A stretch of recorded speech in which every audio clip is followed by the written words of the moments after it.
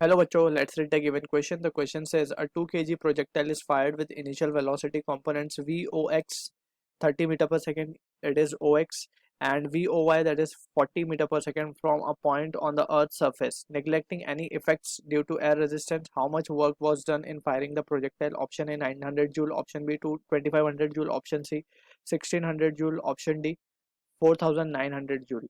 So to understand the given question, we must understand ये problem दो तरीके से we can deal with. First of all we must understand what is exactly the conservative forces. So conservative forces are those that जिसका work done path पे depend नहीं करता. Conservative force are those जिसका work done independent of path. Work done is independent of path, right. So this is WD is work done is independent of path. अब यहाँ पे conservative forces कौन सी हो सकती हैं? ग्रेविटेशनल फोर्स है, conservative force है, electrostatic, spring force, elastic force, all are this all forces are conservative in nature. Conservative का मतलब इंडिपेंडेंट ऑफ पाथ. अब कोई भी पाथ से जस्ट इसका मतलब है they will depend upon initial and final point, right. So यहाँ पे also we need to understand के प्रोजेक्टाइल की मोशन की जब बात होती है, so let's suppose a projectile is been projected with velocity u, जिसके दो कंपोनेंट्स होते हैं, right. One is the vertical component having value u sin theta and another is horizontal component having value u cos theta. यहाँ पे हमें u cos theta के form में ux given है एंड u sin थीटा के form में uy given है, right. और this is the point o over here, ठीक है.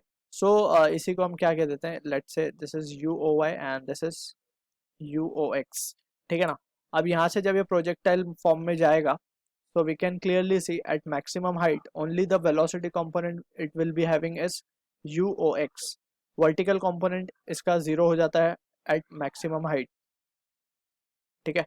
एंड यहाँ से अगर हम क्वेश्चन के हिसाब से we have been asked to find how much work was done in firing the projectile, यानी कि work done in firing the projectile we are interested in calculating. So अगर हम देखें यहाँ तक अगर बॉडी पहुंच जाती है, right. So after that it can cover its path on its own, right, under the influence of gravity. So हमें सिर्फ यहाँ तक के लिए वर्क डन कैलकुलेट करना है, ठीक. So that we need to be careful. अब यहाँ पे वी कैन सी एज हमने बात की कि जब ये पार्टिकल ऊपर की तरफ जाएगा so it will be under the influence of gravity, right. G इसको नीचे की तरफ रिटार्ड कर रहा होगा. दैट्स वाई फाइनली इसका एट हाईएस्ट पॉइंट जी जो होता है वो कम्प्लीटली यू साइन थीटा को कैंसल आउट कर देता है and the only component left with the velocity is horizontal component, right. अब यही we can see clearly from this के ये अगर हम मान ले this is the initial point and this is the final point. So यहाँ पे वर्क डन कौन कर रहा होगा? Work done will be done by gravity, right. Gravity इसको नीचे की तरफ पुल कर रही होगी, ठीक है. So as discuss gravity is a conservative force, so यहाँ पे we can say it will be depending on only on the final and initial point, ठीक है ना. सो अब यहाँ पे जो वर्क डन आएगा, वर्क डन होता क्या basically? Force into displacement. So हम सिर्फ डिस्प्लेसमेंट देखेंगे, इनिशियल एंड फाइनल पॉइंट कितनी दूरी पे है? h दूरी पे है. So just we need to multiply it with that. So हम लिखेंगे minus mgh. mg is the force which is acting on the body in the downward direction और डिस्प्लेसमेंट इज अपवर्ड. सो दोनों ही opposite direction में है. So हमने negative sign put किया since we know work done is what? fs cos theta. So यहाँ पे theta will be the angle between force and displacement. So force तो नीचे की तरफ है, अगर हम मान ले कि बॉडी नीचे आ रही है, फोर्स यहाँ पे है एंड डिस्प्लेसमेंट ऊपर की तरफ हो रहा है. So both are having an angle of 180 degree between them. So cos 180 will be -1. So that's why we are writing minus mgh. अब इतना वर्क डन तो ग्रेविटी कर रहा है, but we are interested in calculating work done in firing the projectile, यानी कि हमें इस प्रोजेक्टाइल को ये पॉइंट तक पहुंचाने के लिए, मैक्सिमम हाइट तक पहुंचाने के लिए कितना वर्क डन करना पड़ेगा.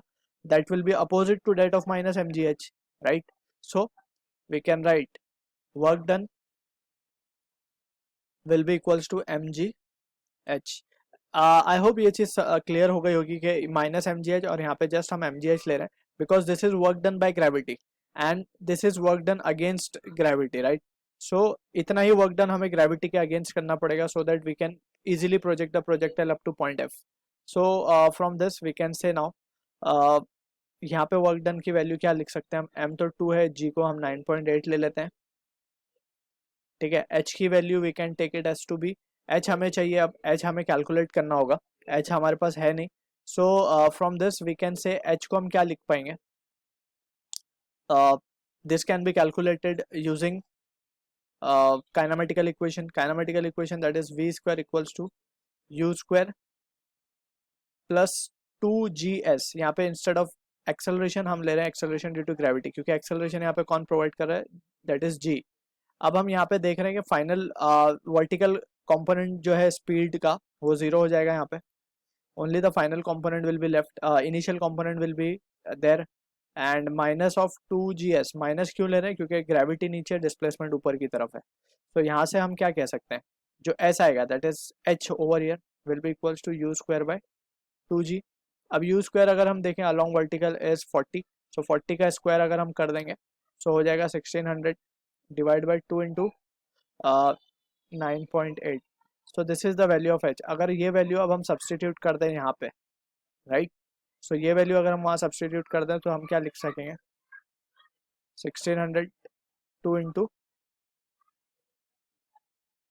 9.8। सो फाइनली जो रिजल्ट आएगा हमारे पास 1600 joule. So this is the answer to the question, जो कि मैच होगा ऑप्शन सी के साथ।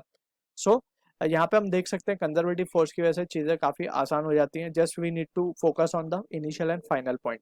ठीक है ना, फाइनल पॉइंट h दूरी पे था from initial point, so we have just multiplied it with this and we have calculated the and we have done the solution, right? So this is the answer to the question. I hope you understood the solution. All the best.